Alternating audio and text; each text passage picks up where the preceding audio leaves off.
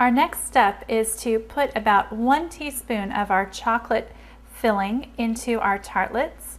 Once again, you want to make sure to not overflow the tarts, but at the same time you have to be aware of making sure that you get enough in there so that the nut is covered.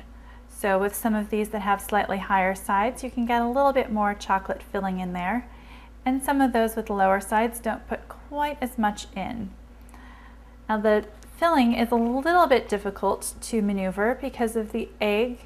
It has a certain gooiness to the texture, so it wants to go where it wants to rather than where you want to.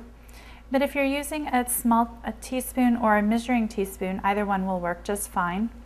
It's not too difficult to gauge how much filling should be going into each little tartlet shell. The important thing, of course, is to try and get it as close to the top, but not over the top.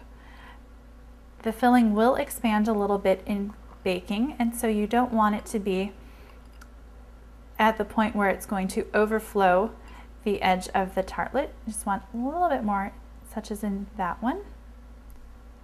Just a little bit more there. And then we're about to finish up